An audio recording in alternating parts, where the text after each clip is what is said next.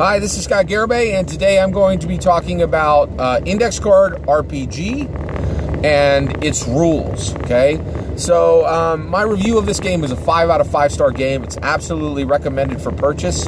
But today I want to talk about the rules in it, and really specifically, what are the really cool things that this tabletop role-playing game brings to the party, right? What's new, what's fresh, what's awesome, right? So the first thing that I really loved let me talk about the difficulty checks in this game. So essentially, when you do a difficulty check, so you have a fighter and he is going to try to chop up a goblin, okay? So your fighter encounters this goblin in a goblin cave, right? And the goblin cave has a difficulty check. The location where the goblin is, the room where the goblin is, has a difficulty check number, okay? Those check numbers go from 9 to 20, all right? Now, your fighter, right, because he's a fighter, he has a 16 strength. By the way, this game uses all of the exact statistics: strength, con, dex, charisma, intelligence, wisdom, same as Dungeons & Dragons, okay? But it gets rid of all the numbers, right? And so it's just like you would have a +3 strength, and you get 6 points to put into your character.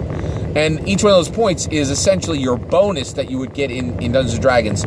You could put those points, those 6 points, you could say, I want a +3, I want a +3 strength, and I want a +1 in intelligence, and I want a +2 in armor, right? So you can put them into armor. You can also put them into effort, and I'll talk about effort a little bit separately, but essentially you're putting your 6 points into attributes, armor, and effort, okay? Let me talk about character creation real quick. Character creation is ridiculously fast in this game. One of the fastest I've ever seen for any tabletop role-playing game, which is a huge benefit, right? This is really, the whole game is just beautiful, elegant simplicity with some major crunch, with way more crunch than you would expect to come out of a game like this. It's really fantastic. Okay, so your fighter is going to try to chop up this goblin. Well, what do? You say, okay, so the game master says, hey, the difficulty check for this entire goblin cave is 12, okay? And so your fighter says, okay, well, I'm going to chop up one of these goblins, and the game master says, well, you know what? You're still near the entrance to the cave, and there's some light shining in, so it's not really too dark. And in addition to that, the goblin's right there. He's charging at you. You have your sword, and you're not wounded or anything else. This is easy, right? Now, if you wanted to attack 3 of these goblins, that would be hard, but you're just going to chop up a goblin, so that's easy, right? The game only has 3 essential. It has. You can roll at the difficulty check, right, of the room, and everything in that room has the same difficulty check. But the game master just thinks of all the circumstances. He thinks, is it dark? Is the player attacking from a high position, and what is the whole, if you think about all the disadvantages, you think about the advantages, is it more in the favor of the player, or is it even, or is it against the player, right? So if the player has advantage, essentially, I know the word advantage means something, but if all of the circumstances come out to a net gain for the player, then the game master says this is an easy roll, and the player then gets a +3. So they'll get a +3 to their roll. So at this point, all the player really needs to do is roll a 9 to hit this goblin. Okay. Now let's say that the goblin, that it was very dark, and actually the goblin is dressed all in black, and there's some slime on the floor. The game master can say, oh, this is going to be a hard roll. It's +3. Now he needs a 15, and that's it, right? That's called an attempt, right? When you try to meet the difficulty check, right? Now that's very similar to Dungeons & Dragons, right? Well, here's where it gets really interesting. The game uses effort. Okay, once you make an attempt, and so in this case, if you were going to chop apart this goblin, you would make your swing, you make your roll. Let's say it was an easy roll and you roll a 10. You're over the target number of 12 minus 3, and you get a 10. You only need a 9, and you hit that goblin and you kill it immediately. That's how it would work, right? So then your guy's like, oh, hey, now I see the Goblin Chieftain, right? But the Goblin Chieftain, he has like a shamanic pole, and on that shamanic pole, there's like a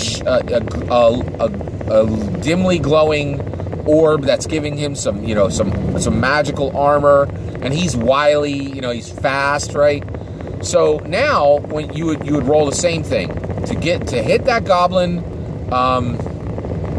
the Goblin King, right? You would just basically, it would not be easy, and you would need to roll a 12. Okay, so you roll your 12 and you hit the Goblin King, right? But now the Game Master says, no, you don't kill this Goblin King. This is a wily old Goblin King. He's got magical resistance, and he is he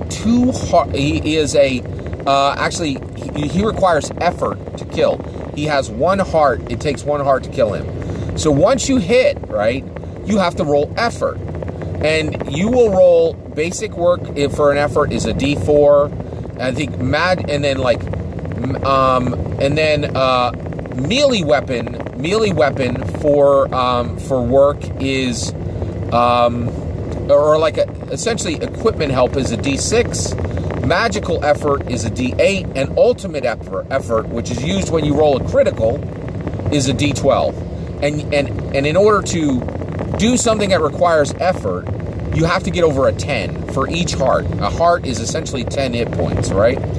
But you could hit the Goblin King, and then let's say you rolled your D6 for your sword, right? And you got a 4. Well, now you need to hit him again next turn, and then you need to roll effort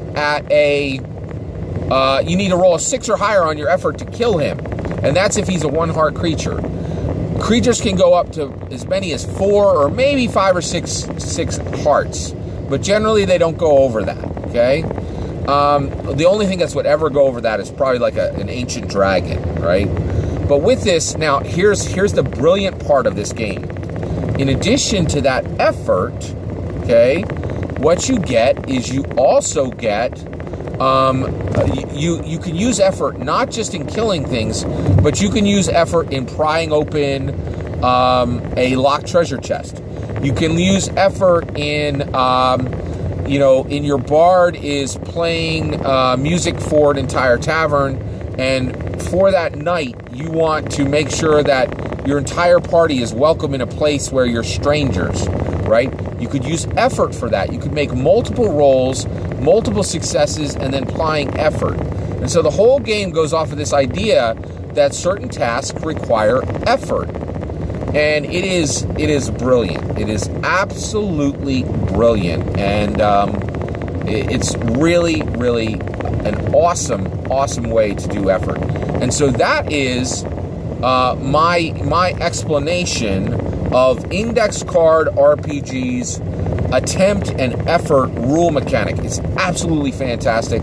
And the reason why I'm breaking it down for you here and talking to you about it here is, man, you've got to get this game. This is one of the best games of 2017. Highly recommended.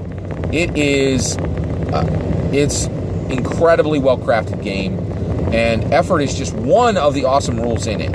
And so that's my coverage of Index Card RPG's attempt and effort mechanic, rule mechanic. Beautiful, simple, elegant. Take care.